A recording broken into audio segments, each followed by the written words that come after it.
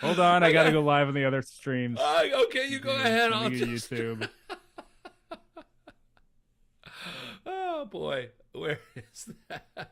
There it goes. Um. All right, I got. Hi everybody. Welcome Hi once everyone. again to What's This Bird live. Can I emphasize the live portion of this program that we're doing? My name is Nate Swick.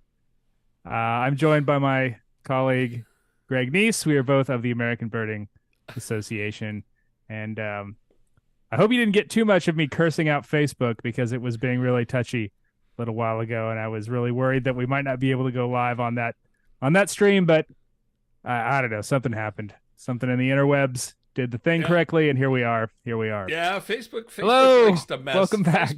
Facebook likes to mess with us. Yes, absolutely. And we get everything set up, and then all of a sudden the stream doesn't work on Facebook. All right, well, whatever. Well, it's the only platform that we have problems with. Anyway, here we are. Here we are. What we do here on What's This Bird Live is occasionally when we get it off. We the ABA hosts a number of ABA Facebook groups. One of which is What's This Bird Live, which is essentially a crowdsourced bird identification community. And what happens there is people post photos of birds that they see that they would like identified, and then then our friendly community of admins and members helps them identify those birds. And through that, we spread the joy of birding and wonder. And wonder, lots of wonder too. Joy and wonder of birding. Joy and wonder of birding. We haven't done one of these in about 6 weeks, so bear with us as we get our sea legs back. We're excited to be here. We're excited to have you all on our various streaming platforms, whichever one you prefer. And we're excited to talk about some bird identification with you, because we have pulled some photos from the Facebook group, and we're going to talk a little bit about work our way through some identification of those birds. If you have any questions, comments, bird sightings, interesting whatnots to share with us, please do so in the comments. We're always happy to pause a bit and take those on. As we sort of wait for folks to arrive, Greg, how's birding been for the last 6 weeks? How was your end of year? What was your first bird of 2023? All the questions. I've got all the questions for you. All the questions. Well, before we get into that, I just want to say hi to the regulars that jumped in here right away. Steve Huggins, my buddy here in Chicago. Hey. Mia McPherson. All right, Happy New Year to you guys. Hey, Mia, Marcia how you doing? Clifford. Good to see you all. Happy New Year to all of you. It's really good to see you. As Nate intimated there, it's been 6 weeks or so since we've done this, and I got some new gear on my end to try to make this go a little bit smoother. Yeah, so far so good. But yeah, exactly. but we did not have an opportunity to do a test run on this plane before we took it in the air. So here we are. We like to live that way. We're flying now. We're flying now. Exactly. We're in the air. We don't know where we're going to come down or how, but we're up, and that's all that matters. I did since I last talked to you. Now I know you got a lot to talk about. I saw some stuff. I know I had the exact opposite. I was responsible for New Year's and Christmas engagements, and so I basically was cooking and cleaning and the whole way. I didn't do any Christmas counts. My first bird of the year was a mourning dove, which was kind of unusual because it's always been house sparrow for the 20 years I've lived here, because they roost on the windowsills. So it's like the first bird I see, and when I open the window shade, is house sparrow. But this year it was mourning dove. Nice. I didn't do any Christmas bird counts either. I know it's taboo to admit that, but that's because I went with my family during the Christmas bird count season to Costa Rica. It was not a birding trip. It was a family trip, but we did see a lot of cool birds. I got about 8 or 9 lifers on the trip. I'd been to Costa Rica before. That's the one reason I was not like on edge wanting to bird every waking moment of the day. It's because I'd already been there and I'd seen a lot of the birds. But I did get like 6 or 7 new lifers. It was very cool. I was stoked about that. And then for New Year's, we were with some family in Western Virginia in the mountains, and I woke up bright and early. Well, not really bright and early, but it was bright. I guess it was bright outside when I woke up on January 1st, and my first bird of the year was Carolina wren. Which it has been Oh, in the that's past. That's been nice. a regular one for me. There was one kind of chittering from the brushes near outside the Airbnb where we were staying. So yeah, good stuff. I'm jealous of all you folks that got to do a lot of Christmas bird counts. Those are always a lot of fun. Such a great community building event in the birding world. And yeah, Cliff, 6 counts. Wow, that's a lot. I don't think I've ever done more than about 5. We have some other first bird reports that people have said. First bird, Sarah Coffey on YouTube. First bird was a Junco. That's a good one. That's a classic first bird. Jim Neitzel also Junco. DR American Goldfinch, also a good one. I've had American Goldfinch as my first bird in years past. Lisa Jordan James on Facebook. Carolina Wren in Maine in January. That's actually Hmm. really good. It's a really good first bird of the year from Maine. Harris a sparrow, and a 200th lifer. Congratulations, Margaret. That's Great bird. fantastic. Great bird. Love a Harris's sparrow. Yeah, but, I Um, actually did. I misspoke there. I actually did while I was out at my mother-in-law's house preparing food and stuff. I kept an eBird checklist going because the count day was Christmas Eve, mm-hmm. and I kept a feeder watch going on her feeder and recorded that for the Christmas count. So I did a Nice. Yeah. little So bit. that you I were did a you were little kind of bit. passive CBCing. Yeah.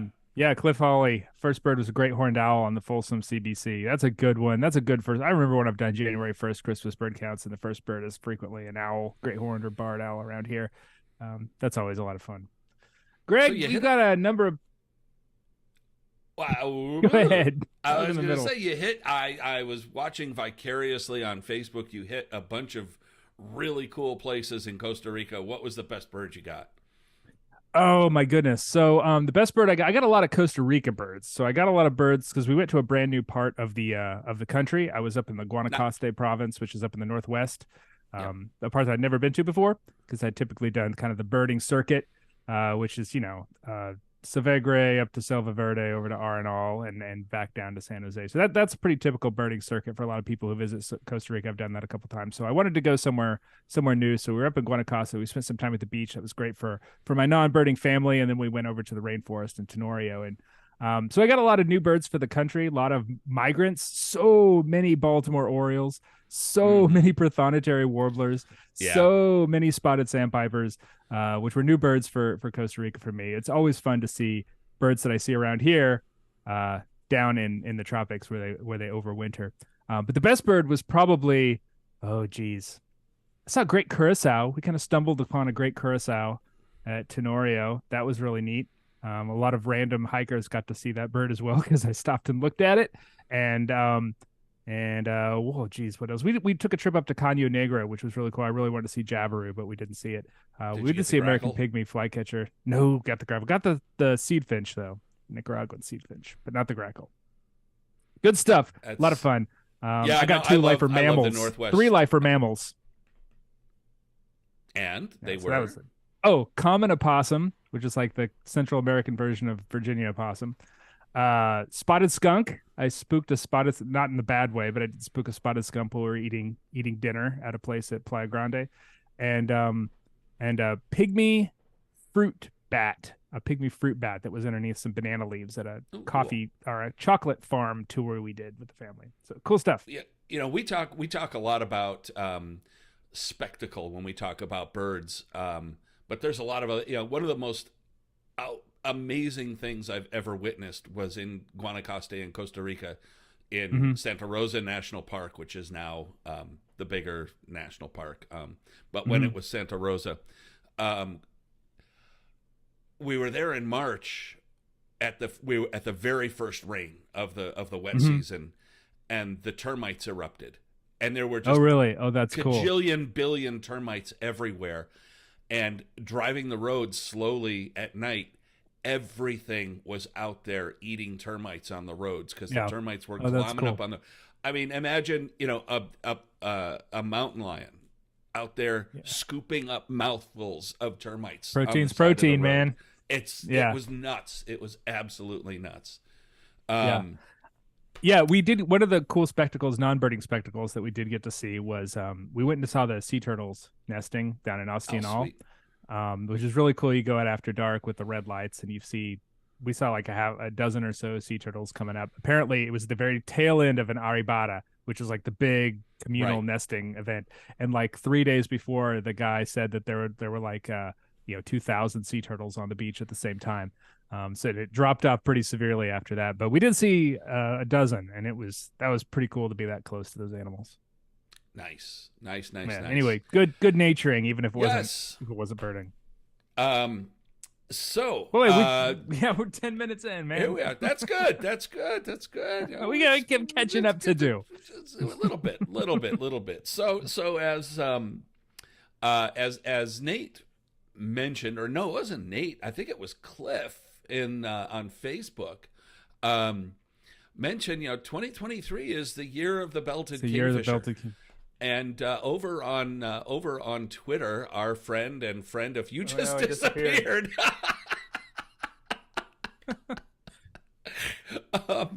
A friend of this show, Bob Dolgan, posted what his kids, the 12 and the 9-year-old, did unprompted, and which I thought was pretty nice. Everybody loves belted kingfisher, and so yeah. The ABA Bird of the Year for 2023 is belted kingfisher, and we've got some cool stuff planned for belted kingfisher. There's currently an interview with Liz Clayton Fuller, who is the 2023 Bird of the Year artist on the American Birding Podcast. There will be another one in the future issue of Birding Magazine, on which this piece of art will be the cover, and we'll be doing kingfisher stuff all year. We got shirts. Which maybe it will disappear. The shirts are very cool. Yeah, if you can stand up without disappearing, there you go. That shirt design is done by ABA board member Paul Riss. Paul Riss of Ontario. Birder Battle and Punk Rock Birding, wonderful artist. And so it's all about kingfishers, belted kingfishers this year at the ABA, and we will have, as Nate said, there's already, if you go to the website and click on the big banner at the top, we've got some content up, and there will be lots more during the year. Yep, belted kingfisher stuff. Let's do the thing that we actually came here to do, Greg. And, as I said before, what we typically do is we take some photos from the ABA's What's This Bird group, and we'll talk through the identification of those photos for the edification of the folks listening. And if you have any sort of tips, tidbits, comments about the birds in question, please leave those in the comments. We certainly love to see those as well. So this one I picked because it's if you've flipped through your field guide, any kind of bird guide that even remotely has the birds of the ABA area, North America, United States, or almost any state, you will be familiar with this bird. It is iconic. It is they are found around the world, not necessarily this species, but different species that look very similar are found around the world. And that's the reason that I picked this one, from someone from Phoenix, Arizona. They posted it and suggested that it was a Tarek sandpiper. Mm-hmm. And I'm looking at this and I'm thinking about it, and that got me to puzzling a little bit. Sorry, I was watching Glass Onion. I was just going to suggest that you were doing a little Benoit Brecht. Just a little bit there, just a little bit. And I was like, how could someone who doesn't immediately know what an avocet is take the leap to Tarek sandpiper, which, if you don't know, is a really esoteric. It's an Eastern Asian bird. Yeah, it's a cool looking bird. Very rare. They're cool. They're cool looking birds. They're esoteric. They are one of the most sought after spring vagrants in the outer Aleutian Islands. But it's not a bird that a whole lot of birders in the ABA area that you wouldn't jump to that. So I got on Google. May I suggest that? I was good. This is where. Please continue, because this is what I was going to suggest. Yeah. So I got on Google, and I started searching for sandpiper with upturned bill. Exactly. And Exactly. the first three hits were Terex sandpiper, but then Yeah. there was Yep. avocet right there. But if I changed bill to beak, boom, all Terex sandpipers. Hmm. So Wow. it's like That's weird. Avocet was down like 10 or 15 hits down. Huh. If you search Yeah. through the photos, which put it like 3 or 4 lines up, but it was like Terex sandpiper is, Yeah. according to Google, the shorebird with an upturned beak. Yeah, well, Despite if the you type fact that it isn't. sandpiper, yeah, if you type shorebird, I think you might get avocet, but if you type sandpiper, you almost certainly get Terex You might. sandpiper, just the way Yeah. that the And, algorithms and work. But yeah, but of no, go course, ahead. I mean, this is there must be a little delay here because we've been hitting that a couple there times. is. Anyway, obviously this is a American avocet, long bluish gray legs, mostly white and black this time of year. In the spring and summer months, they have this kind of beautiful apricot orange color all over the head and neck and the upper breast, and this turns to kind of plain black and white. This is a year-round resident where I live in North Carolina, at least on the coast. I don't know if they're the same birds or different birds or whatever, but they're there. They're present in these places all year round. But yeah, there's few other birds in the ABA area that have that such a dramatically upturned bill like that, and that is, if you see a long, tall, lanky bird with an upturned bill, avocet, Or not so much godwit. Terex sandpiper or godwit. Yeah, but even godwits aren't quite as dramatic as No, the not avocet. at all. Sometimes I would look at a godwit and I wouldn't even note too much of the upturned bill. But avocet, yeah, you can't miss it. But yeah, so the point of this exercise here is don't trust the Google with your bird IDs. Trust Merlin. Merlin will be better. Trust Merlin would have nailed Merlin. this one. Don't trust the Google. Yeah. Or what's this bird? Yeah, or what's this bird? I mean, it's they got an answer within minutes. But yeah, Yeah. how many times have we seen people like make suggestions because they hit the Google first? Yeah, it happens a lot. Yeah. So this comes to us from Minnesota, and the bird in the snow. So gotta be in Well, Minnesota, every bird's right? in the snow in Minnesota these days. That's what I was gonna say. What do you see in here? I'm looking at what I sort of imagine to be based on the substrate around it is sort of a medium-sized perching bird. The legs are kind Mm-hmm. of long and skinny. It's sort of doesn't look overtly, dramatic on either shape, size, whatever. It's got a lot of gray on it, kind of paler on the front than on the back. That's not an atypical pattern for a lot of birds. It's got that kind of interesting black pattern on the cap that goes around the eye. It's got a relatively short bill. I think there's a Yeah, little foreshortening going on there, but for the most a part, little bit. it's a kind of a sturdy, medium-sized, all-purpose sort of bill for this bird. Yeah, Um, so it's but I mean, chickadees usually have black throats. What's going on here? yeah, I don't think it's a chickadee. Chickadee. When we talk about size, I've mentioned this a lot of times in the past. I think when people talk about size or have their perception of size, what they're really talking about is proportion. And Yeah, so when we look at a chickadee, we see a bird who has a very large head compared to the size of its body, which gives it the impression that that is a small bird. Whereas this bird has I don't know, it's got a largish head, but not overly large. It's got a actually pretty normal sized head comparison to its body. So I would say, it's more of a medium sized bird. It's interesting you note chickadee because this bird has behaviors that are quite similar to some of well, the chickadees and caching behaviors and mm-hmm. breaking nuts and sort of a proclivity to humans and human food and that sort of thing. Yeah, in my experience doing that, and in general, this bird is confused with chickadees more often than you might think, They act like and chickadees, yeah. they do, except they're three times or more larger than a chickadee. Yeah, probably much in mass, even And greater. Yeah. yeah. So this is a jay, Hmm. formerly known as gray jay. Well, actually, before that, known as Canada jay, then changed to gray jay, and now changed back to Canada jay. Yeah. But yeah, this is our what's the word I'm looking at? Taiga jay. It's also found in the Hmm. mountains out west. You can find them in Colorado and Yeah. all This is a across the mountain west. cold weather, cold country jay. I got my lifer Canada jay in Alaska, which is no surprise, fine place to see it.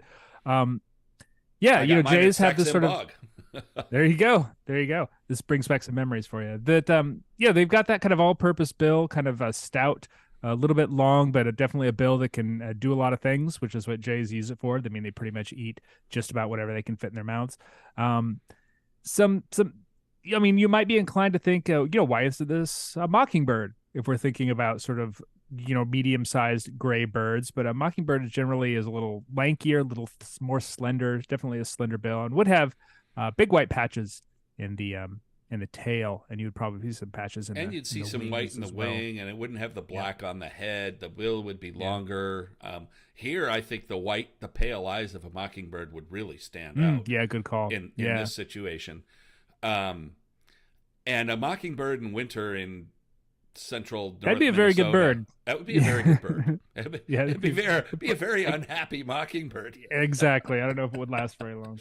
Um, and this bird has some really fun colloquial names. It's called Whiskey Jack in some places. It's Hmm. called Camp Robber in a Camp lot of robber. Yeah. places. And I have been in a situation where you pull into a parking lot, and as soon as the car doors close, it's like, whoop, the gray jays come in Yeah, I was going to looking for say this stuff. photo is of one, but I can almost imagine there are five or six more kind of hanging around in the vicinity. Um, Hmm. they're almost always in small groups, which is a Jay thing for sure. Very social birds. So this He's comes not a to us Jay. from, this is definitely not a jay in Maryland. Um, and the poster suggested clay colored sparrow, and I can certainly understand I can why. see that. It's got it's got the big broad gray collar, Hmm. and the overall kind of um, light clay colored tones. Steve Huggins, Yeah, beige um, tones. Yeah, but it's winter time is sparrow season for a lot of the ABA area. We get a lot of the sort of northern sparrows that come down, and you'll see a lot of them at your feeding stations picking up seeds on the ground. But this is actually not a one of our winter sparrows. This is a sparrow that for Maryland should be a year-round resident, though it's yeah, certainly less common in the winter than it would be in the summer. And I think a lot of people are sort of unfamiliar with the winter plumage of this species if they don't see it very often, because it can be rather confusing, and it's quite different than the kind of classic summer birds.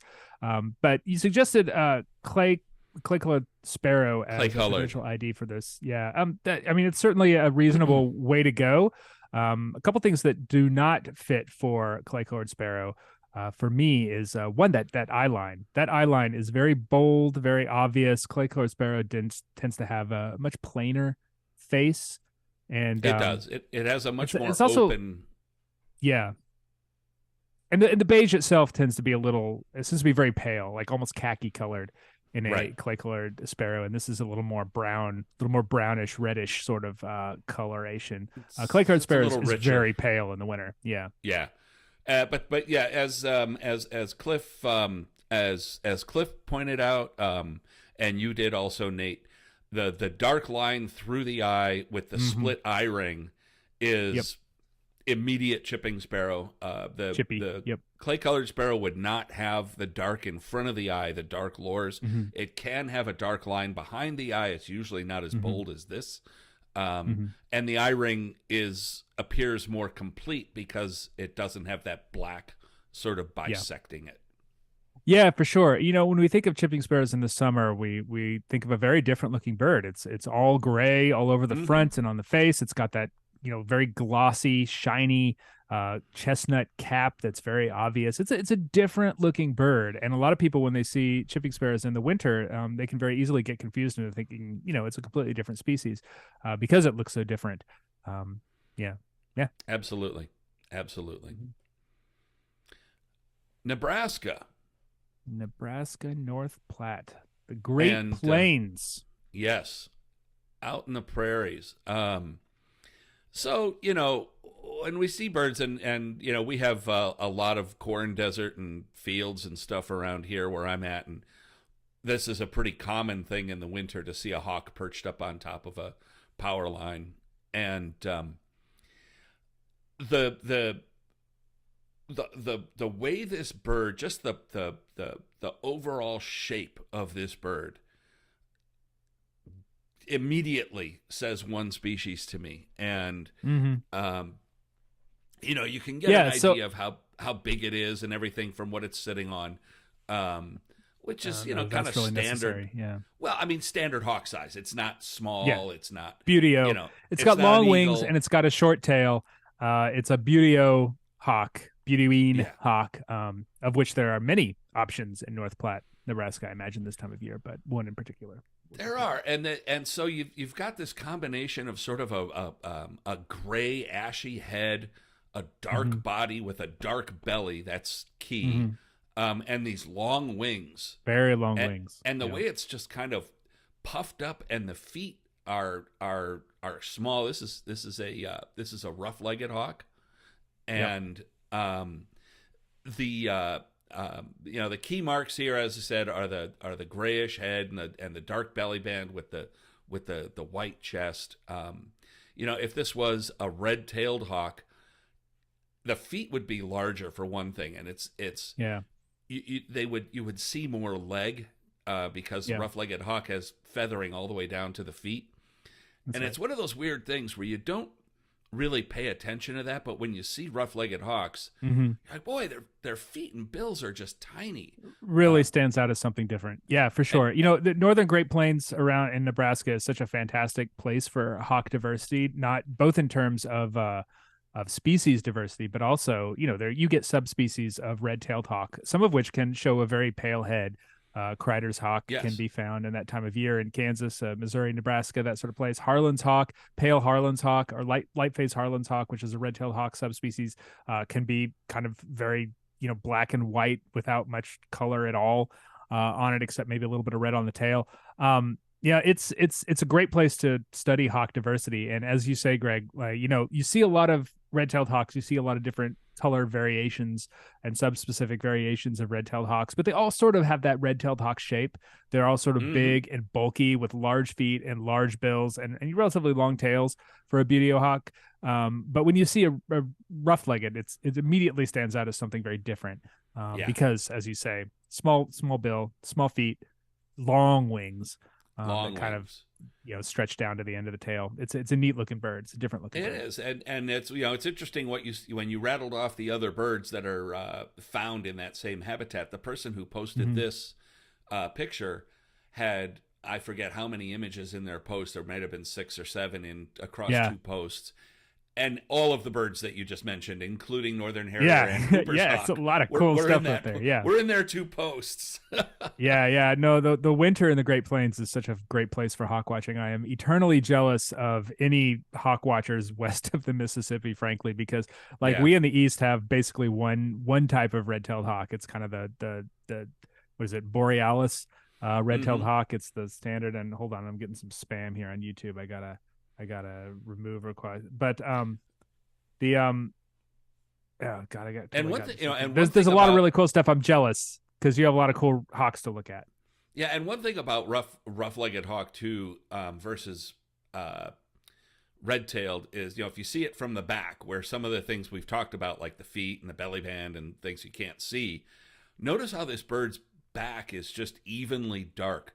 Red-tailed almost always shows pale markings on the scapular that form a V down the back. Absolutely. And except on the darkest western birds. And so in Nebraska, the chances of a dark bird like that are they get them there for sure. But most of the red tails and other Buteos are going to have more markings on the back than this bird. Yeah, for sure. Rough-legged hawk is one of those birds that you need to look out for just about everywhere on the continent. It gets pretty uncommon in the Southeast, though. It's still a bird I've been looking for in North Carolina for years. We get them every year, but they're hard to pin down. They're usually in places with very wide open vistas, and you're looking for one rough-legged hawk amongst dozens and dozens of red tails and shoulders and other stuff. So. Yeah, we get a fair number of rough-legged hawks here in northern Illinois, and what's neat is they like to hang out together, and really? You'll get like 4 or 5 hanging out in the same basic area, and you'll get rough-legged hawk is one of the few of our Buteos. I don't know if I could think of another one where the male and female have different plumages. Yeah. Huh. And and young birds. So you've got dark phase, light phase, intermediate, male, female, and juveniles of all of those. So like the different Hmm. patterns, you get a bunch A lot of of them variation. together, you can see a Yeah. lot of variation. Yeah. Yeah. Cool stuff. Enjoy your Okay. hawks, Westerners. New Britain, PA, Pennsylvania. What an odd looking waterfowl. This is a waterfowl. This is a goose. Very large bodied, long neck, um, sort of large bill that appears kind of tapered toward the tip. Um, Mm-hmm. you can't see the feet, but yeah, I know they're webbed. There's some webbed Yeah. feet in there. And we can also Um, assume that they're blackish. yeah, yeah, but this is a weird color, Greg. So we have what appears to be a Canada goose in front of it. And if you're birding in just about all across the continent and you want to find some rare geese or unusual geese, uncommon geese for your area, always seek out those big flocks of Canada geese that are Mm-hmm. hanging out at your local parks or golf courses or wherever they might be. Because unusual geese tend to just take up in those flocks. Every weird goose I've found in central part of North Carolina, Ross's geese, snow geese, greater white-fronted geese, has all been in a flock of Canada geese. So good place to look for these sorts of weirdos. Absolutely. And the thing that you mentioned when you first started talking about this bird, the unusual color, Mm-hmm, um, that is the thing that really stands out. And for some sure. people might wonder, like, is it leucistic or is there some other like plumage thing going on? If you haven't seen this Mm-hmm. bird before, it's got this very cold gray Yeah. slate color that Yep. that really all of our geese except for the white ones, trying to think through if there's any other than this one. Pretty much all of our geese except for the white ones, even the vagrants, are they're kind of brownish, like the Canada goose on the left side of this picture. Mm-hmm. um, and this is kind of a unique one here. It's a young bird, and it's a young snow goose, but it's the blue phase of the snow goose. So they have Yeah. two color morphs or phases, whatever you want to call it. Yeah. Morph, I think, is the because phase implies that it can change over the year Oh yeah, once or Huggins change over Huggins the life points of the out bird. that Huggins points out that Brants are blackish and gray, and I totally Brants of those, yeah. spaced out on Brants. Um, Brant. but Brant is another very Brant is kind of more akin to barnacle goose in its overall coloration. Um, Yeah. but yeah, so this is a young snow goose in the dark color phase, color Mhm. morph called blue goose, Yeah, and those used to be considered two separate species they for a very did long time before they were just lumped together. It's they funny that you don't really see any intergrades, or you don't see intergrades very often between blue geese and snow geese. There's either blue geese or there's snow geese. yeah. Goose taxonomy is an absolute mess. But some things that stand out as blue goose or snow goose, whatever you want to say it for this individual bird is the shape. Um, Canada geese are kind of long and lanky. Snow geese are kind of stockier in the neck, and they have kind of a large head. And that sort of draped flight feathers, those tertials that sort of drape Mm-hmm. over the back of the tail that are kind of black and white and kind of elegant. That's a very snow goose slash Ross's goose sort of thing. Whenever I Mm-hmm. see that, that just immediately takes my mind to snow goose or Ross's goose, I should say. Yeah, and the black legs and bill. If we want to start, in Pennsylvania now, you've got pink-footed goose is becoming regular throughout the Somewhat Northeast. regular, yeah. Um, and now you've got bean geese showing up, and some of the other, those birds are going to have some orange or pink on them somewhere in the bill or on Mm-hmm. the feet. Um, Mm-hmm. and young snow goose, black bill, black feet, overall gray, slatey color. Yeah, So they're yeah, big and stocky that's too. yeah, they are. Some of the They other are. vagrant geese tend to be a little more slender. Snow goose is a bit of a bruiser. Yeah.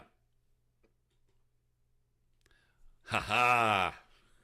Oh God, I should have It checked is. these before I get in there. It is the time of the gulls. Uh, Greg, I which bird love are we this. identifying here? Exactly. I love this picture, because there's a lot going on here. Uh, so I believe I don't remember what the bird in question was. I think it was the large bird with the dark back at the right, um, Okay.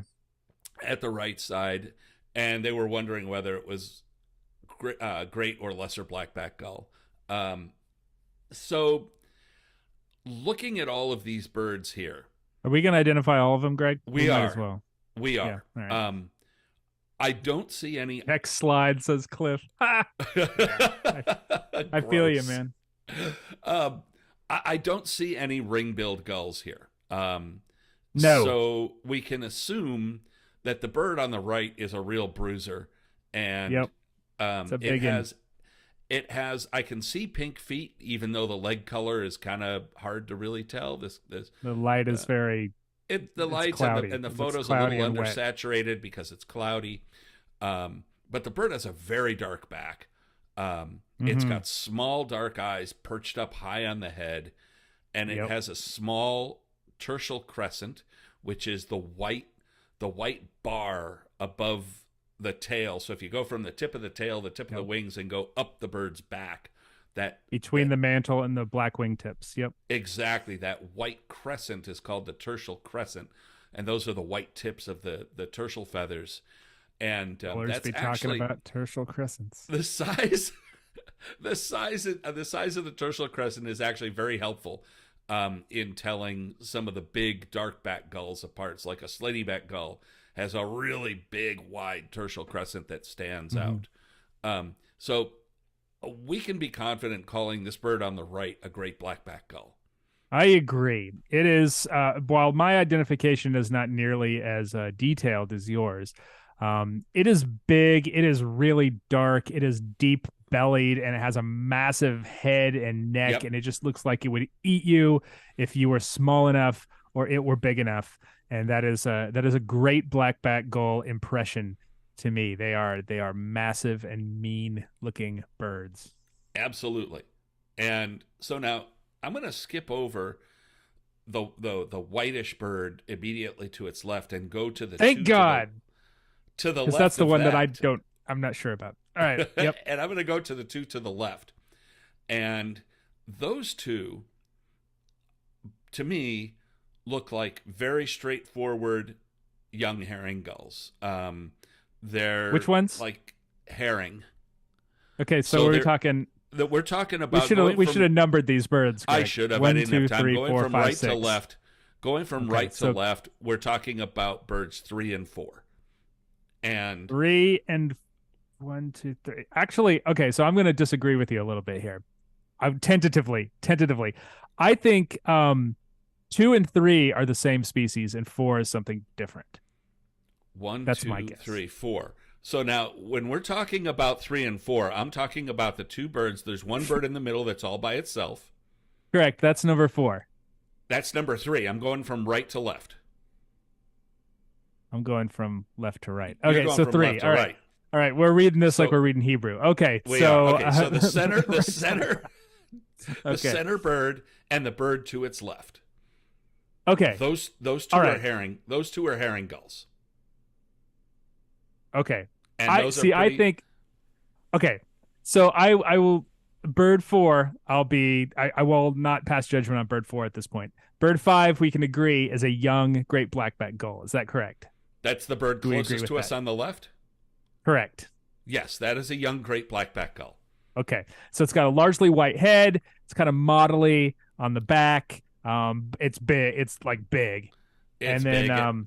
We can see the bill. I mean, the bill looks kind of thick compared to the two young herring gulls that we can see to the right of it. I'm not going to entirely agree with that. Bird number 4 is a young herring gull. I think it's another great blackback gull. I agree with you that 3 in the middle is a herring gull. I'm not sure about 4, the one that's kind of catty corner up from the. Now look at the tertials. Look at the tertials and the tertial. Now you're talking a different. So now you see how pale and speckled that is down there, and how the herring gull above it is not. It's just kind of brown.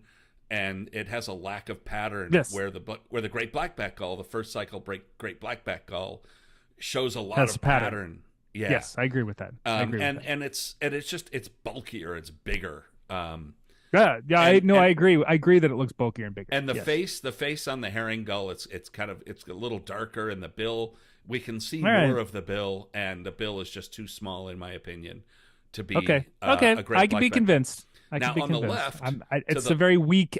I like my belief that it is a great blackback gull is sort of weak and can be turned. So fine. That's fine. the That's bird fine. on the far left, I would call an adult herring gull. Yes, I would agree Based with you. on the Yes.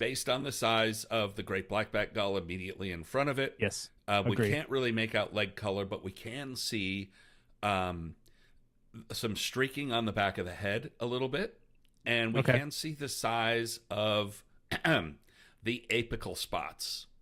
And the apical spots are the little white spots White dots. on the Okay. tip of each primary feather in adult gulls, Got it. which Yeah, the takes white us dots. Yep. the little white dots on the wingtips, which takes us to bird number 2, which is the bird right over the word Paris. Now Correct. Yes. that bird was never mentioned in the discussion, at least not that I saw. It was just kind of assumed to be a herring gull. But if Yeah, you I look don't at think the it's a herring gull. no, it's not. If you look at the apical spots compared, the wingtip looks almost 50% white and black I in agree. the spotting that goes up the wingtip.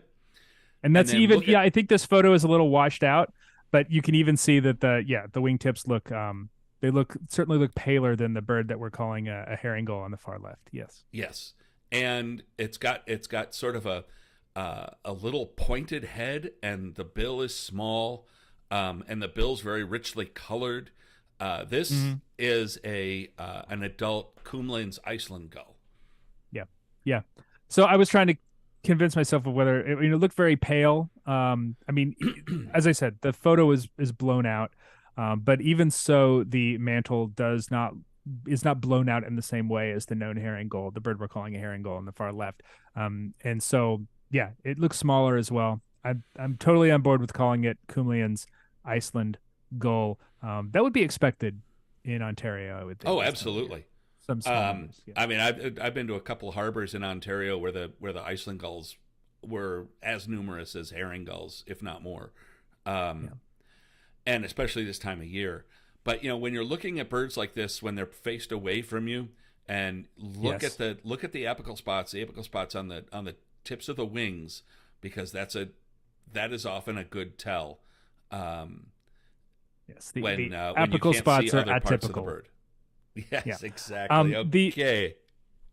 Yeah. See, Trey Black said on YouTube suggested it might be a California gull, which was a bird that I considered as well. But isn't California gull darker? Isn't the mantle darker? Which bird are we talking than herring about? gull? The bird that we've called an Iceland gull. Oh no, that's not a California gull. California gull would have a much darker mantle. That was my impression. The tertial crescent would be extremely obvious if that were a California gull, and the bill would be much longer and larger, and it would just be California gull. Oh, and in the wintertime, California gull has a very dark streaked head. Mm-hmm. I would like to see a better photo of bird 1, 2, 3, 4. Just to be 100% convinced that it's a herring gull. My gut is still not completely agreeing, but that's just identifying birds from photos, and sometimes my gut is completely wrong on that. But yeah, good gull discussion. Now we don't have to talk about gulls till next year. Oh, well, buckle up, Buttercup. No. Oh yeah. Okay, so now we're doing ducks. Okay. Abilene, Texas. So, the first thing you can notice here is that there are 5 birds that are really distinctive. So you see the funny shaped heads and the skinny little bills. Yes. Yes. Are we gonna number these the same way? The male in the back, the back hooded merganser gives away what those 5 birds are. So we're just gonna for sure, discount those, and we're gonna punk rock hair, skinny bill, hooded merganser. Exactly. So we're going to focus on the birds that the person who posted these outlines here in red, and Mhm.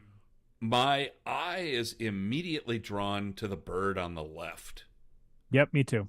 because Yep. it has a It's really distinctive head shape. Yeah, so it's got a relatively compact body, front to back, so it's not like one of the really big ducks like mallard, black duck, mottled duck, etc. But that the head is just big and square shaped, and it's just very blocky. And whenever I see a silhouette of that sort of head shape on that sort of bird, I'm just like my brain screams Gadwall, Exactly. Gadwall on that bird. That high forehead with Yep. that weird kind of off kilter sort of parallelogram squarish head, Yeah, and it's just the like a relatively blockhead. smaller bill. But now this is where it gets a little tricky. Um, and I didn't have time to grab the second picture. Oh But no. the two birds on the right. Prove me wrong. I'm gonna be fooled by No, no, these no, no. photos. You're right. That is a gadwall. That is a gadwall. But the two birds on the right are also gadwall. Yes, I agree with that. But the And head's not quite as blocky, but I think they've kind of had their head in the water, and that's probably they the had their reason head in why. the water, Yeah. which can, the males are bigger than the females a bit. And this bird, the bird on the left is a male gadwall. The bird on the right is a female.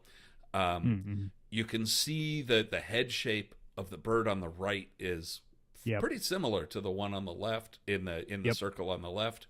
And the bird in the of the left bird in the right circle, it's, if you called it something like a mallard, just based Mm. on what you could see. Well, I wouldn't call it a mallard because you can't. It's not brown and it doesn't have the curly cues on the tail. Yeah, I think the body would be a little bit wider too Yeah, compared to the yeah, size of the head. and those sort of the sort of grayish scapulars that we can see is Yeah, another you can see that. another mark in favor of gadwall. So yeah, this is three gadwall with a little group of hooded mergansers. Yeah, that head shape is always such a great way to identify gadwall. You frequently see mixed flocks of ducks this time of year. Gadwall will go in with mergansers like this. They frequently go in with things like widgeon and pintails and mallards, of course. But that different shaped head. A lot of other ducks have kind of a sleek, slender, very kind of skinny shaped head. You can look at a mallard, for instance, or a widgeon, which has a even little tiny bill in addition to having a very round head. But that big block head is always gadwall. That's one of the first ducks that I was able to identify at a distance pretty consistently as a novice birder because of that So head shape. um, Andy Cratter chimes in here on Facebook, and we're gonna back up and talk about that Oh snow yeah, goose. I was going to mention that and I forgot about it, but Um, it's a cool observation. It is a great observation, and thanks, Andy. The dark color of the blue morph snow goose is controlled by a single gene, with dark being partially dominant over white. If a pure dark goose mates with a white goose, the offspring will be dark, possibly with white bellies. If two white geese mate, they only have white offspring. So there we have a It's little the reason why science you see more to add. more white phase, white morph than blue morph too. Exactly, exactly. Okay, and here we go back to the Moving on. Oh bus. God.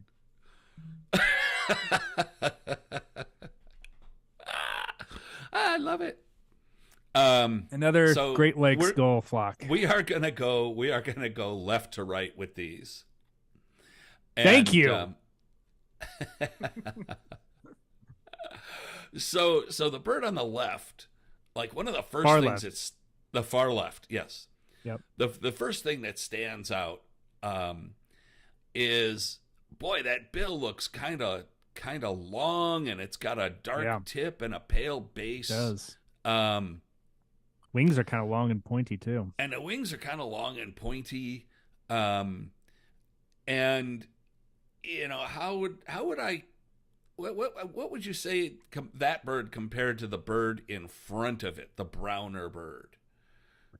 Now, Um, Well, the wings are longer in comparison to the rest of the body. The bill is bicolored instead of single colored. It's kind of got a larger head. I Yeah. How accurately is size can size be judged here with Well, a see, now comparison of these birds? that's I'm where it having gets kind trouble of with weird. that. I Yeah. don't think we can accurately judge size. So to cut to the chase Yeah. here a little bit, the brown bird in the middle, so number two going from left to right, is a herring gull, Yes. Yeah, and young herring gull. Yep. it's a young herring gull. Now the bird behind it to the left, boy, I wouldn't hold it against you if you said that. Boy, that gives me some California gull vibes. Hmm. Um, like a second cycle California gull. But a couple of things don't really track there. It's California gull in that plumage tends to be darker, especially on the mantle and the Hmm. back of the head. Yep. Um, and I think that this is another herring gull. Um, Yeah. it just it Yeah. California gull should be a little bit smaller.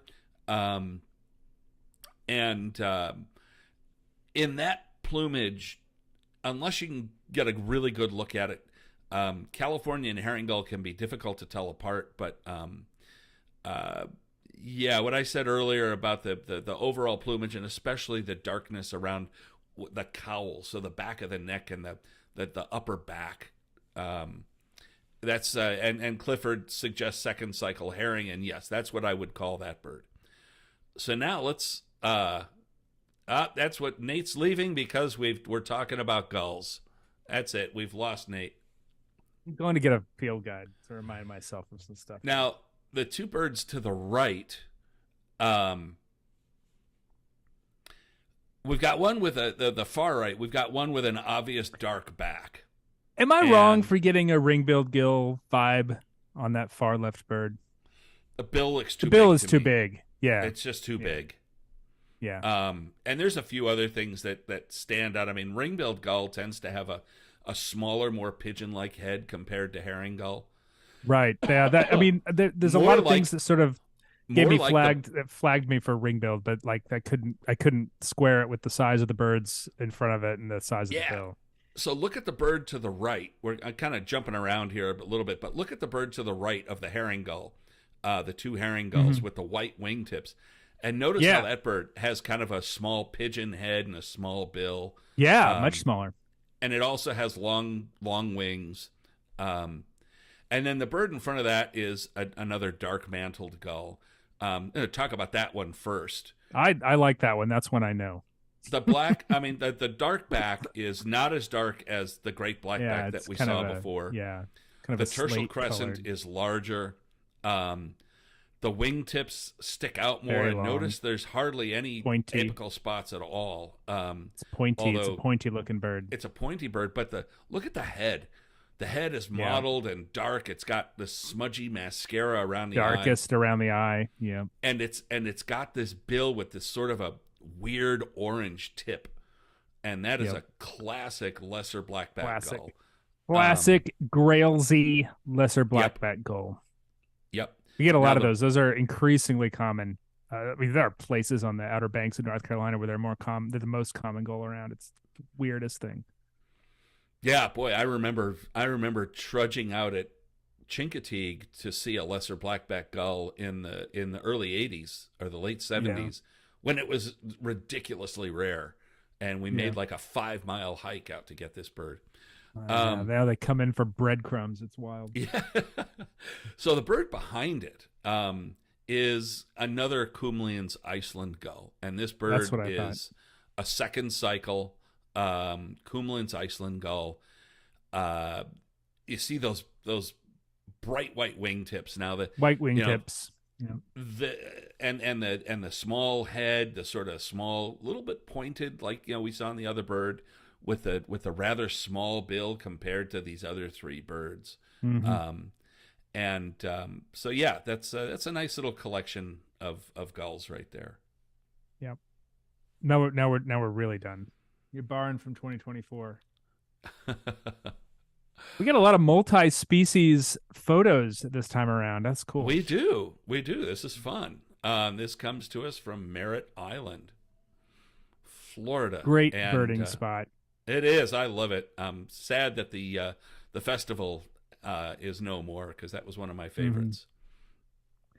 Yeah, so we're going. Should we go left to right on these birds? Go right ahead. Farthest left. That's a pretty easy one. Only two species of duck in North America which have that kind of bright rufusy red head. There's the appropriately named redhead, and there's the canvasback. To tell those birds apart, you need to look at the bill for the most part. There are other things, but the bill is probably the easiest way to look. If it's got that band, that bicolored bill with a band at the tip, that is a redhead. It's got like Yep, kind of a black bill with a big old ski slope nose. That is a canvasback. This bird has a band at the tip. This is a male redhead. it is. And another thing, I would canvasback call is it a named. sexy redhead, but I don't That want is a the porn spammers to come back in YouTube.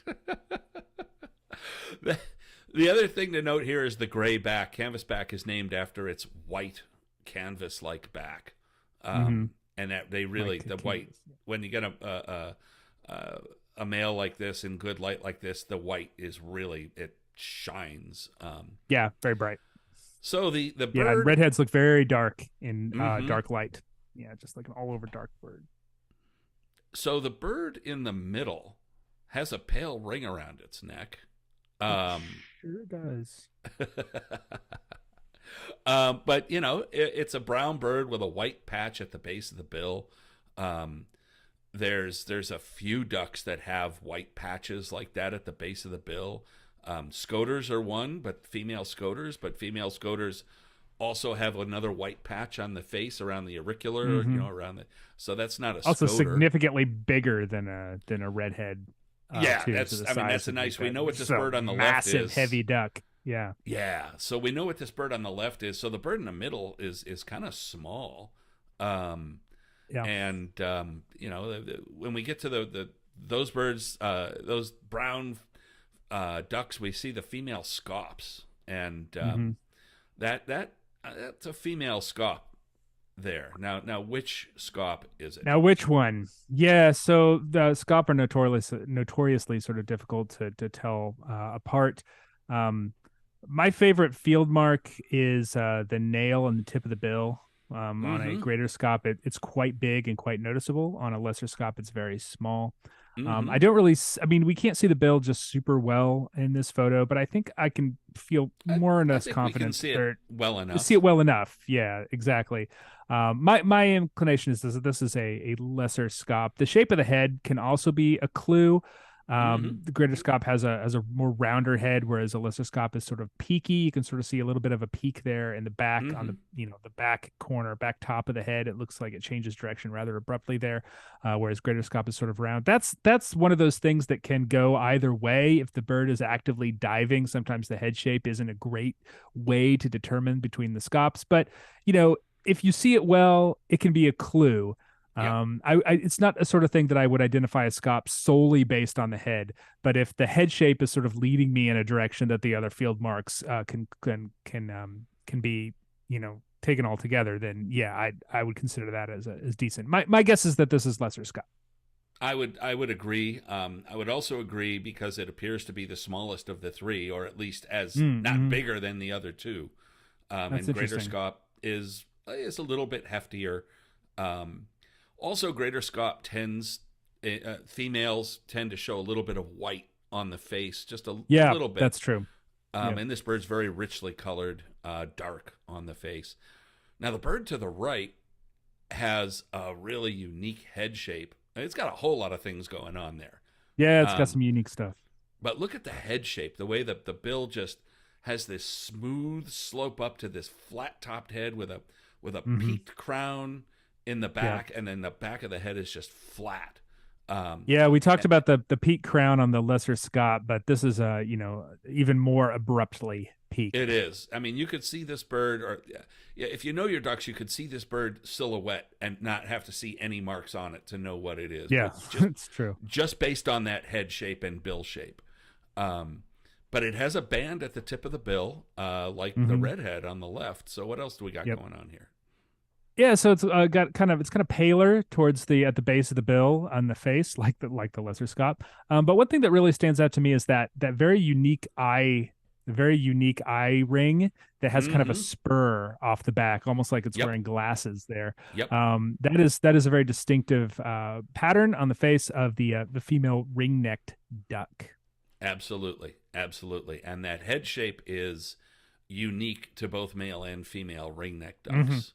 For sure. And so, Yeah. yeah, that's what we have. This is Huh? This is neat because these Ithia, it's the genus Ithia, or the diving ducks in Yeah. not just North America, all around the world. There's a lot of Ithia, but they do really like to join these sort of mixed flocks on bodies of water, large lakes, reservoirs. Typically, you see redhead and canvasback and greater scop in particular on very large bodies of water, and lesser scop and ringneck ducks on smaller bodies of water. Ringneck duck is sort of classically one of those like farm pond sort of ducks that you see along with hooded mergansers and buffleheads and stuff that like those little tiny ponds, whereas the other birds don't like them so much. But you can see them all five North American Ithia, regularly occurring, I should say, North American Ithia ducks in the same places this time of year. It's kind of neat way to test your identification Yep. chops and yeah. Yeah. So, that is it for us today. We Got just it. We hit passed. it. We did it. We did it. I didn't think we were going to get there for a while there. Well, the tech gods try to throw things at us, but we always win. Yeah, I just like to say that it's really good to see all you guys again here in 2023, and if you enjoy what we do, where is it? There it is. Go to aba.org/join and become a member.